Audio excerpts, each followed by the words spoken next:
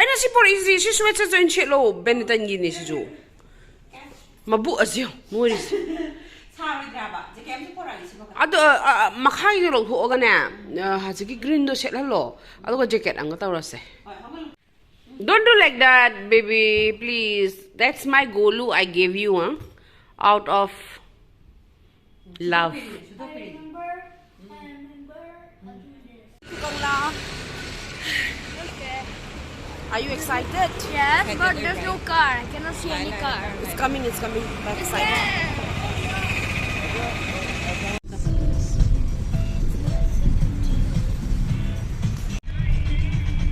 Love me, say that. We're going to reach our destination, Tebu. This is the destination which we are going. The comments never talk about me. Oh, so let's see.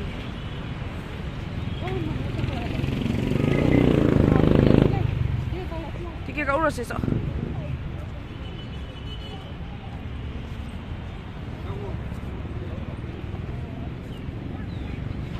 Wow, weather si pram maidar hai.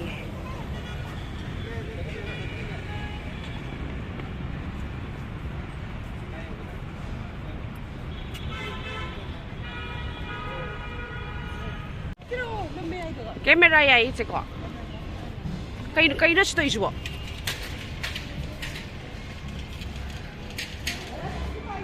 Oh, Kangla tu luang ya male.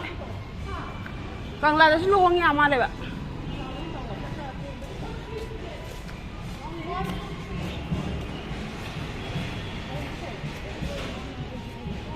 This is a guide map.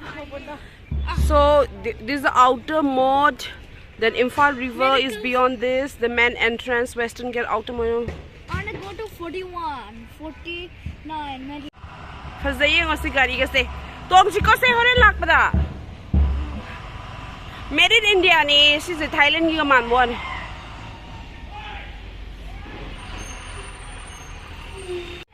Nura Haikol le. Haikol is orchards. To si yung thari me am si yung orchards da. Kano dagi pungdon dagi choropon dagi lo in thare. Okay. Wow, this is nice. My Indri. Should I be there now?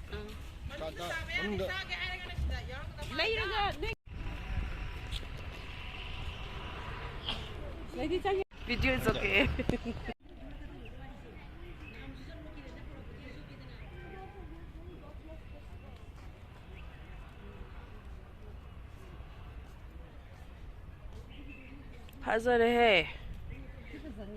What is hijangang? Broad antenna. 4 bats inside the hijangang.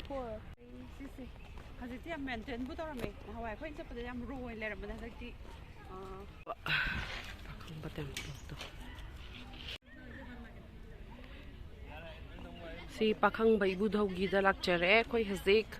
Ni bo. We have to put our shoes out here, babu. Should the shoes sama modo la lining ba?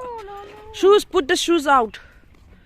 Bonda. Pwede prince pura la ini kaya prince di kaya ni temple to chutu ni na drop. Chala chala chala.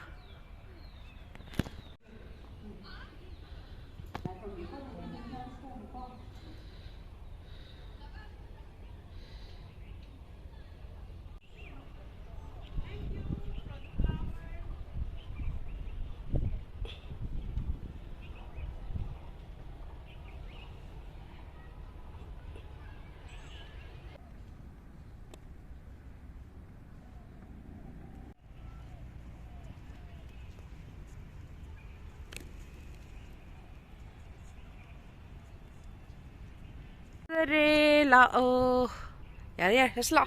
Sayan. Kamu sana tu tong jelo kong te ure pa salam. Ya, nene be mi ga ngani ta hong. Natte. Sate tu piri e mi. Sini ko ni like. Hazik lai khram jare ibudo pa khang bagida aduga thol ani haze khoi anganga khoi che za lai ra da na. Ada lai ra. Ado nung sa di kitang sai weather di am te nungai Manipur da hazik. ꯀꯔꯤꯒꯨꯝꯕ ꯀꯣꯏꯕ ꯂꯥꯛꯄ ꯀꯪꯂꯥꯗ ꯀꯣꯏꯅꯤꯡ ꯇꯥꯔꯗꯤ ꯍꯧꯖꯤꯛ ꯑꯗꯨꯝ ꯐꯖꯅ ꯂꯥꯛꯄ ꯌꯥꯔꯦꯀꯣ ꯃꯌꯥꯝ ꯍꯥꯏꯕꯗꯤ ꯌꯥꯝ ꯊꯤ ꯅꯨꯡꯉꯥꯏꯌꯦꯕ ꯑꯗꯒꯤ ꯋꯦꯗꯔꯁꯤꯁꯨ ꯈꯨꯅꯨꯡꯉꯥꯏ ꯑꯃ ꯍꯥꯏꯗꯤ ꯍꯛꯆꯤꯛꯁꯦ ꯂꯥꯡꯉꯒ ꯌꯥꯝ ꯁꯥꯕꯁꯨ ꯅꯠꯇꯕ ꯑꯗꯨꯝ ꯖꯁ ꯁ꯭ꯋꯦꯠꯁꯔꯠ ꯑꯃ ꯂꯤꯠꯂꯤꯁꯤꯉꯥꯏ ꯑꯗꯨꯒ ꯑꯗꯨꯝ ꯌꯥꯔꯦ ꯑꯗꯨꯝ ꯂꯥꯛꯄ ꯑꯗꯨꯅ ꯃꯅꯤꯄꯨꯔꯁꯦ ꯌꯥꯝ ꯄꯤꯁꯐꯨꯜ ꯑꯣꯏꯍꯟꯅꯤꯡꯉꯦ ꯍꯥꯏꯕꯗꯤ ꯁꯨꯃꯥꯏꯅ ꯑꯩꯈꯣꯏ ꯃꯤ ꯃꯌꯥꯝꯒ ꯆꯠꯂꯒꯀꯣ ꯅꯨꯡꯉꯥꯏꯕꯁꯦ ꯌꯥꯝ ꯑꯣꯏꯍꯟꯅꯤꯡꯉꯦ ꯍꯥꯏꯕ ꯂꯥꯟ ꯇꯧꯔꯤꯅꯤ ꯈꯣꯠꯂꯤꯅꯤ ꯁꯨꯝ ꯇꯧ ꯂꯩꯕꯁꯦ ꯑꯩꯈꯣꯏꯗꯁꯨ ꯌꯥꯝ ꯃꯥꯡꯖꯩ ꯑꯗꯨꯅ ꯑꯩꯈꯣꯏꯒꯤ ꯁꯤ ꯐꯖꯕ ꯃꯌꯥꯝꯁꯦ ꯂꯣꯏ ꯗꯨꯅꯤꯌꯥꯁꯦ ꯌꯦꯡꯍꯟꯕ ꯑꯃ ꯗꯔꯀꯥꯔ ꯑꯣꯏ ꯃꯁꯤ ꯌꯥꯝ ꯇꯧꯍꯟꯅꯤꯡꯉꯦ ꯑꯩꯗꯤ ꯑꯊꯨꯕꯤꯗ ꯑꯗꯨꯅ ꯏꯁꯣꯔꯗꯁꯨ ꯈꯣꯏꯔꯝꯖꯔꯛꯑꯦ ꯍꯥꯏꯕꯗꯤ ꯂꯥꯟꯁꯦ ꯑꯊꯨꯕꯤꯗ ꯂꯣꯏꯕꯤꯔꯣꯅ ꯑꯗꯨꯅ ꯑꯩꯈꯣꯏ ꯍꯧꯖꯤꯛ ꯑꯃꯨꯛ ꯃꯊꯪ ꯌꯦꯡꯉ ꯎꯠꯆꯔꯛꯀꯦ Wow, this is a scenic beauty. Wow, bottle brush kasi. Hey, look. Wow. Na papa no hindi chalo. Go. Go. You and papa go. We will click. Look, look. Yeah. Uttra. This is called Uttra. Go. Loidri. La.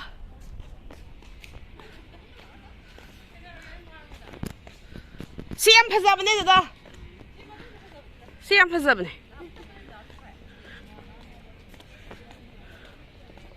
Yam phazaye.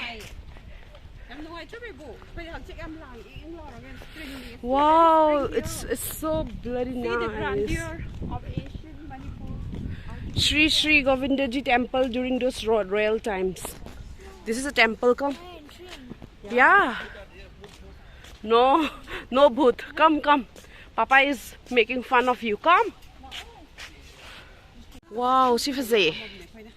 See color, see bricks, see color, jam phazra. Wow, this is awesome.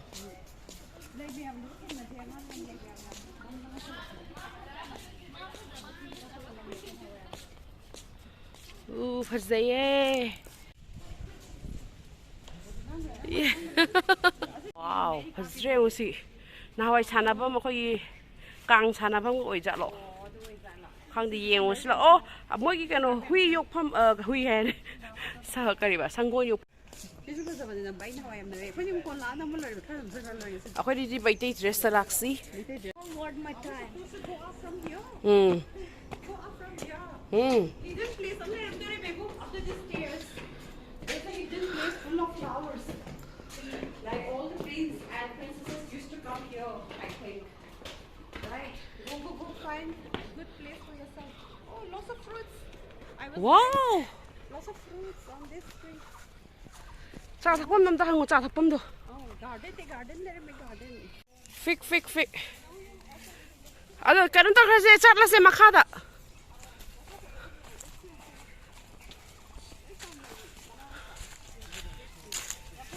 Yan phazaye.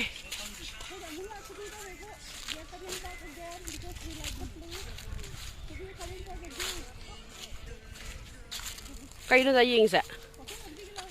Wow, the banyan tree.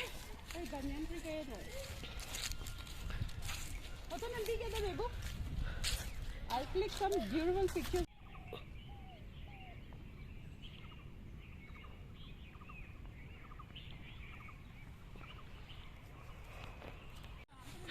Yam kungrasa sidi khoi kungrasa loiba. Chaninge idi boro yam.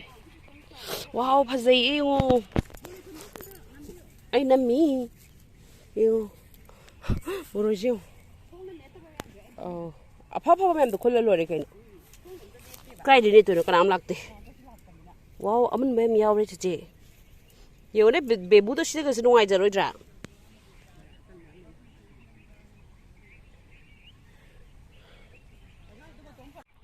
Boroi jengo tek tek go he pan bazat mai boroi je hectares kanam da sabi dir zat ni da mai sya phazana yingo pamuye khare khulla achar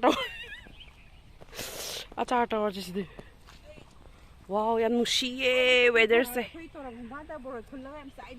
aw angar ngai da khoi da turien gi khongwan da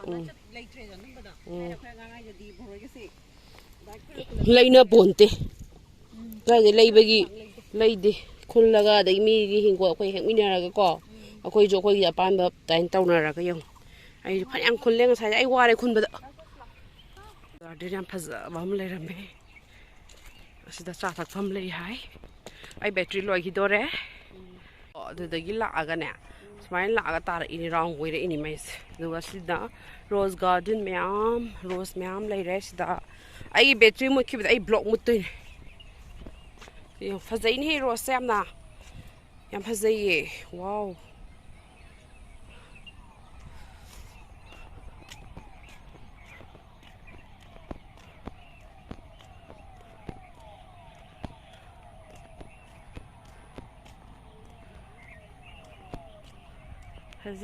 Fazay. Wow, rose am fazay ye.